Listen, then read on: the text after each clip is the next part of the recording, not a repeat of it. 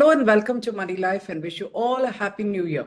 As we start Jan 2024, I think the memories that all of you have about the last 3 days is the crowds and the rush to go anywhere, especially if you're a Mumbaiker. But it's happening all over the country. Increasingly, Indians are becoming more affluent, at least a certain segment is, and they are desperate for holiday destinations. In this situation, can you imagine that Lavasa City, India's first planned private hill station, lies in a shambles? Lavasa City nestles in the majestic Western Ghats. It was styled on the lines of the Italian town of Portofino. It was a massive 12,500 acres, beautifully designed with lakes, resorts, what have you. And it's like a lot of big, overambitious projects, bankrupt. So it started in around 2000, set up by Ajit Gulabchand's Hindustan Construction Company. This had a 68.7% stake in Lavasa Corporation. It was a subsidiary. And the first phase was being built, which was huge. It was centralized planning and maintenance, even the water supply and everything was being done privately. There were a bunch of subsidiaries that were spawned by Lavasa Corporation that would construct roads, run sanitation, hospitality, what have you. They even had permission to construct 3 dams on the Varasgaon River and build thousands of different segments of homes, bungalows for different kinds of investment. Now, in 2018, it was dragged to the bankruptcy court, not by public sector banks who were owed the highest amount of money, but by a private company, because by then the project was mired in controversy, typical of such large projects. There were environmental concerns. There was issues with how land was acquired and complaints about it. The comptroller and auditor general had passed strictures on how the Maharashtra government had failed to keep an eye on what was going on. And in fact, way back in 2010, construction was actually halted by an order from the Union Environment Ministry. At this point, Lavasa City was supposed to have 5 small cities inside it. 2 were built. The city center, a fancy place, was built. Many resorts were already operational. Large sporting events and rallies were being conducted there. A retirement home was functioning. There were schools, colleges. All this had happened when just 2 out of the 5 towns inside the city were complete.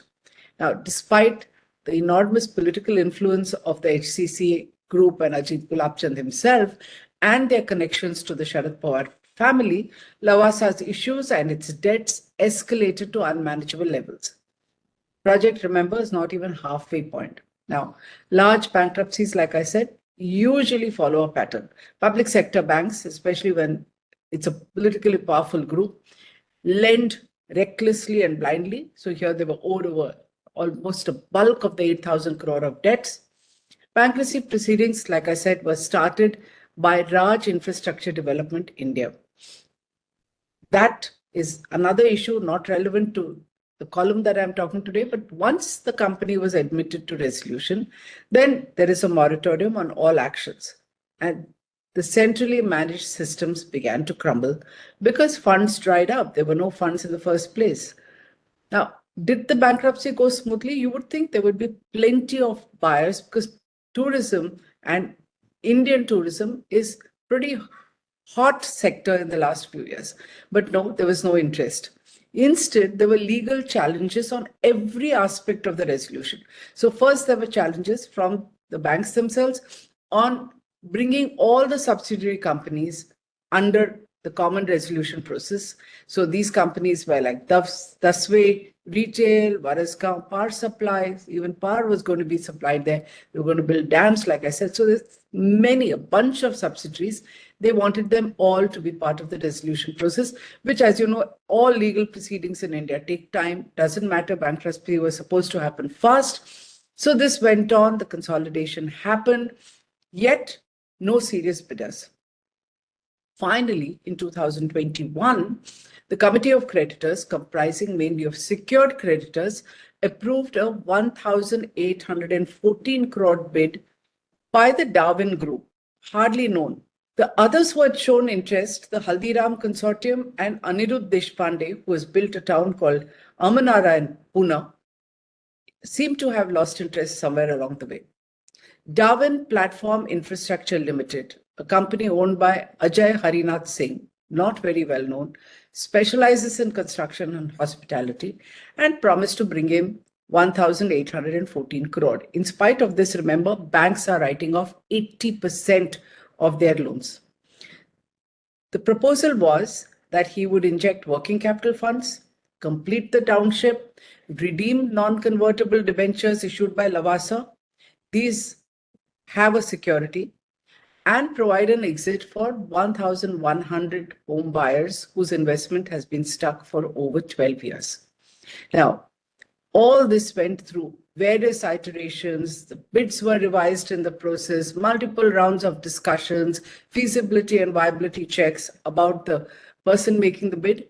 Finally, with a 96.4% approval by the Committee of Creditors, the National Company Law Tribunal, which handles bankruptcy, approved of the resolution on 27 July 2023. You would think this would come to an end and the revival would start.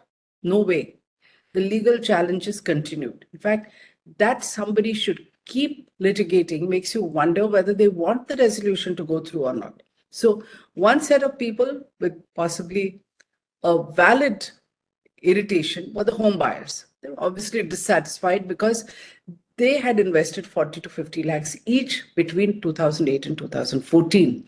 And the resolution required them to take a 60% haircut. That means money that they had paid, 60% of it would be wiped out, or they would need to build or self-construct and complete their homes. So they have gone to the appellate tribunal and they have alleged some financial fudging by Darwin. We don't know what will come out of this. What is more important is that Union Bank, which is the largest corporate bank debtor, was part of the Committee of Creditors, approved the resolution plan, went to court.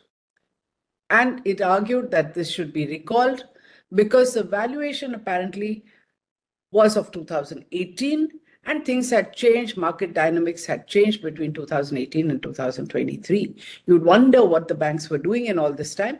Anyway, NCLT dismissed Union Bank's request for an interlocutory order, saying very clearly that all its concerns should have been raised before the plan's approval in July 2023. Very correctly. Want to read the order? We're showing you a link.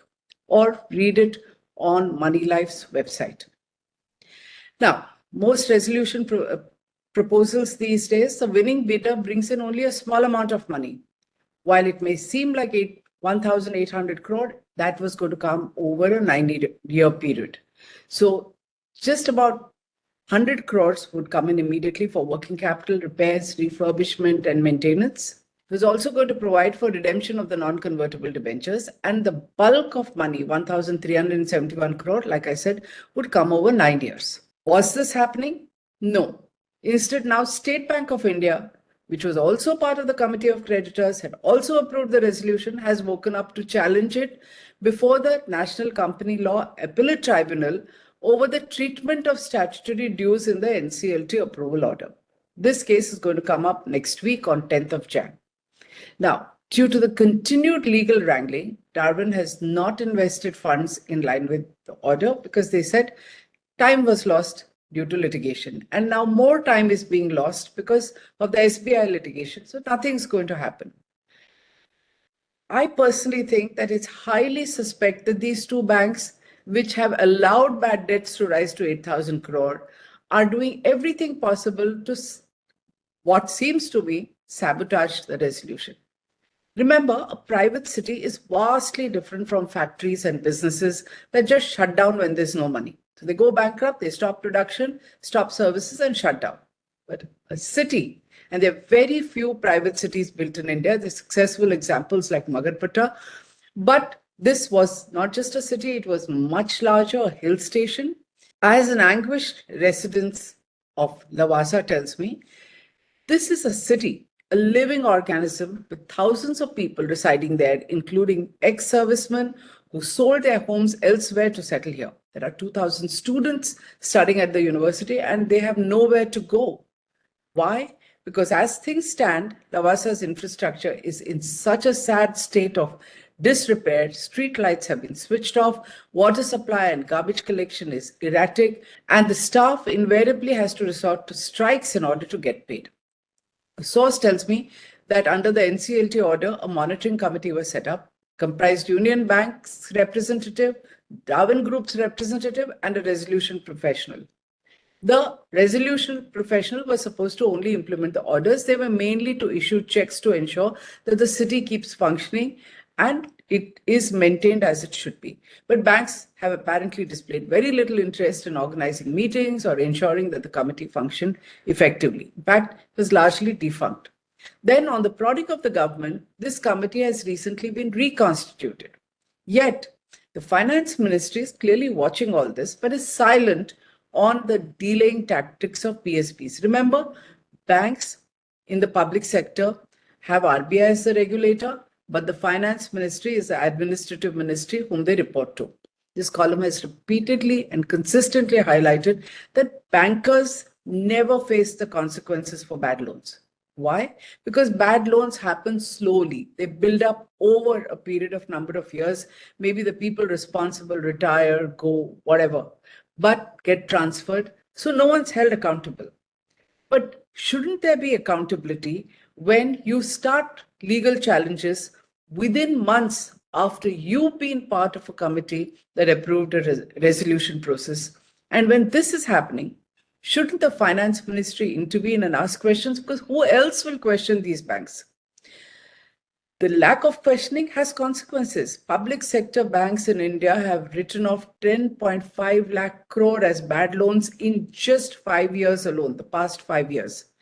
And the exchequer regularly infuses public money into PSBs to paper over the whole of bad loans. So they recapitalize these banks. It is their job as the ministry, while they're giving funds to banks, to ensure that they behave in a responsible manner, especially when the actions of banks are affecting unsecured creditors, homeowners, and also debenture holders. Now, if indeed that everybody has serious concerns about the Darwin Group, the homeowners do, the banks have problems, then find a way to scrap it. The government needs to intervene. You need a new approach to save a smart city and a private hill station in a country that badly needs new smart cities, new tourist and leisure destinations, because people have money, want to spend, their spending keeps the economy chugging, and there are not enough places to go to. Now let's make a comparison. Just around the time that Lavasa went bankrupt, a far larger consortium, giant consortium, the infrastructure leasing and financial services, with over 348 companies and 1 lakh crore of debt went bankrupt. The government sacked the board, appointed a different committee, and found a way which was a hybrid between the resolution under bankruptcy and work done by the new board, which was empowered to do things. If this could happen, and the recovery through IL&FS in the same 5 years has been significant and much better than through the bankruptcy process, then can't we find an out-of-the-box different solution for Lavasa with just 8,000 crore of outstanding and a big chunk of the city already built?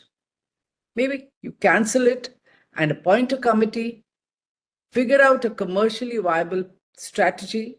Lavasa, like I said earlier, is close to this beautiful Munshi Dam, close to Pune city. Pune city has huge investment in education and technology, especially by the IT sector and the education sector. So it has the potential to develop into a knowledge city and a thriving tourist destination. Do we have people who can pull it off? Of course we do. Someone with a background of Amitabh Kant, remember, responsible for Kerala as a tourist destination, he could pull this off as ease if he's properly empowered. And this will salvage the game changer bankruptcy law, which is now proving to be a stumbling block to any kind of resolution. What we need is proactive action that would transform a failed project into a national success and create a new template for resolution. If you agree, please share this. Let's make a noise and make it happen. Thank you.